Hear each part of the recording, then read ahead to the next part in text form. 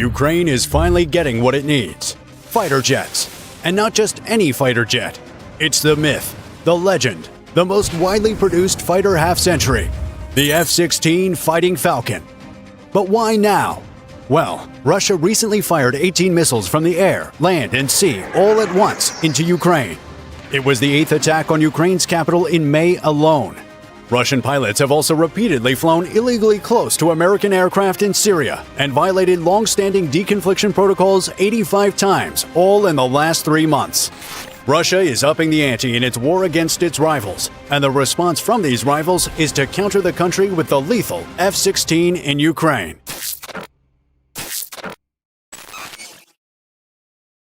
The UK, Netherlands, France, Belgium, Denmark, Poland, and the US are the nations tied to the seemingly complicated conversation of arming Ukraine with F-16s. A few weeks ago, the UK and Netherlands took it upon themselves to form a coalition of countries that would not only ensure Ukraine has its F-16 fighters, but also train the country's pilots to operate them efficiently. Prime Ministers Rishi Sunak of the United Kingdom and Mark Rutte of the Netherlands announced the formation of the coalition on May 16th, and a few days later, U.S. officials made it known that the U.S. too would participate in training Ukrainian pilots for F-16s, and collectively determine with its European allies how those aircraft might best be supplied. Training Ukrainian pilots to operate the F-16 is the first major hurdle to overcome. Training fighter pilots to fly a specific fighter usually requires many months, with a basic F-16 course ordinarily requiring 9 months. Due to the urgency of this situation, though, Ukrainian pilots are expected to be trained in fast forward, as quickly as possible. According to a recently leaked U.S. Air Force report, that could be in as little as 4 months. However, up against a high-threat rival like Russia, with sophisticated Russian S-400 long-range surface-to-air missiles and Su-35S fighters, basic training for pilots to become proficient in minimal required tasks alone might be insufficient, and thus, the training could still take a few more months than 4. For now, the training timeline remains as unpredictable as a game of football. But one thing that's getting increasingly certain is that Ukraine pilots would soon be getting crucially needed capabilities in the form of the F-16, especially with the U.S. now joining the training efforts after declining to send fighter jets to Ukraine and even preventing European states from doing so, although it was later revealed that the latter was to fulfill the U.S.'s end of a secret deal with China, which in return promised to use its influence to restrain Russia from using or threatening use of nuclear weapons in Ukraine.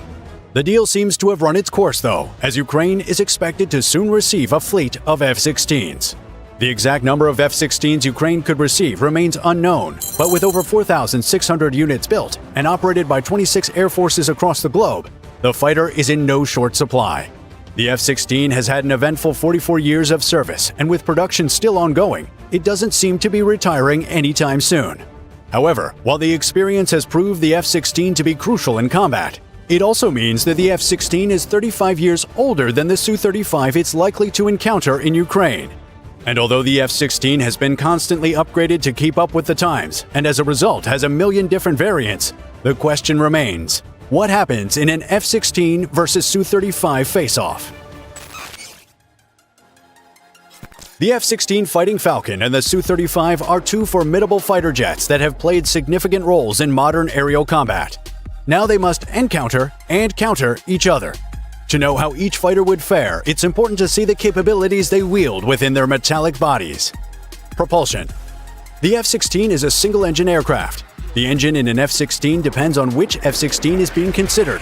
This is because the F-16 has 2 engine suppliers: Pratt & Whitney with the 29,160-pound force-producing F-100 PW200 afterburner turbofan, and General Electric with the 29,588-pound force-producing F-110 GE100 turbofan. These engines thrust their F-16s to a blurry top speed of Mach 2.05, a maximum range of 2,620 miles, and a space-bordering flight ceiling of 58,000 feet. The Su-35, on the other hand, is a twin-engine fighter, powered by 2 thrust-vectoring Saturn AL-41 F-1S afterburning turbofan engines that, accompanied by the gift of supermaneuverability, produce a combined 38,800-pound force of thrust in normal conditions for the Russian fighter. This thrusts the fighter to a top speed of Mach 2.25, a maximum range of 2,200 miles, and a service ceiling of 59,000 feet. This means the Su-35 is 10% faster and flies 2% higher than the F-16, while the F-16 flies a 19% greater distance. Key design features. The F-16 is the first aircraft to use a fly-by-wire flight control system that helps make it an agile aircraft. It is also the first aircraft purpose-built to withstand 9 G-forces during high-angle maneuvers, permitting its pilots to really dig deep into their acrobatic skills and make the most of them. Other innovations introduced by the F-16 include a frameless bubble canopy for better visibility, a side-mounted control stick, and a reclined seat to reduce G-force effects on the pilot. The Su-35 is a much larger aircraft than the F-16, but exploits some of the technologies that the F-16 introduced to the world, such as a fly-by-wire flight control system. The aircraft enjoys an extensive use of lightweight composites and aluminum lithium alloys to keep its weight in check and maneuverability in perfection. This impressive maneuverability plus structural integrity combo allows the fighter to pitch its nose up to 120 degrees in under 2 seconds to fire missiles at its target, withstanding up to 10 G-forces in the process. Avionics and cockpit. The F-16 has been upgraded over the years to wield one of the most advanced avionics suites in the world. Its AN/APG-68 fire control radar has 25 interweavable operating modes and works optimally in both low-clutter and high-clutter environments. In addition to this radar, the F-16 is also fitted with an active electronically scanned array radar, a radar warning receiver, an electronic warfare suite, and so on. The Link 16 data link via which the F-16 shares information with friendlies is so impenetrable and allows communication so seamless that it might just be the best media platform in the world. The Su-35 also enjoys an interesting avionics suite. This includes the N035 Urbis E passive electronically scanned array radar, which constitutes the core of the Su-35's weapons control system. It is capable of detecting an aerial target up to 250 miles away, can track 30 airborne targets, and engage 8 at once. In addition to this radar, the Su-35 is equipped with an OLS-35 optoelectronic targeting system to provide other forms of tracking, and the N011 bars phased array radar to detect targets in high-clutter environments, among others. Armament.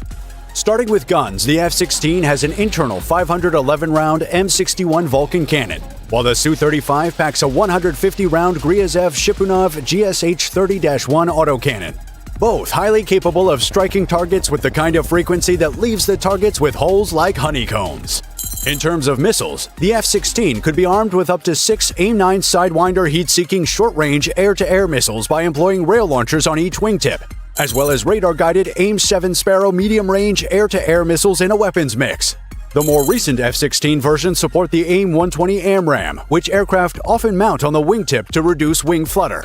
The F-16 can also carry various other air-to-air missiles, a wide variety of air-to-ground missiles, rockets, targeting or weapons pods, and conventional or nuclear bombs across its 11 hardpoints that have a total capacity for 17,000 pounds of ordnance. The Su-35 has 12 hardpoints with a capacity of 17,630 pounds of ordnance that includes a combination of bombs, air-to-air, air-to-surface, and anti-radiation missiles.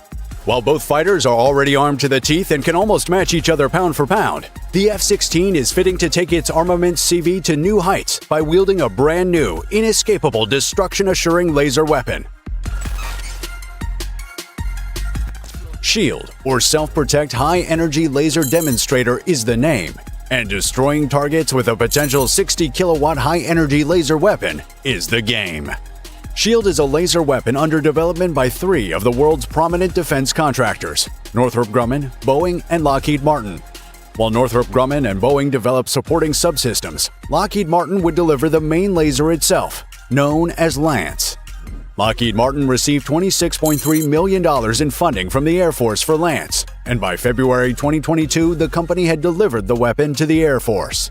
According to Lockheed Martin executive Tyler Griffin, Lance is the smallest, lightest, high-energy laser of its power class that the company has ever built. The aircraft that would wield Lance and ultimately SHIELD has not yet been officially announced, but Lockheed Martin released a concept art showing the weapon fitted on an F-16, which hints at the fighter being a top candidate. And so the Su-35 might just have one more thing to be worried about.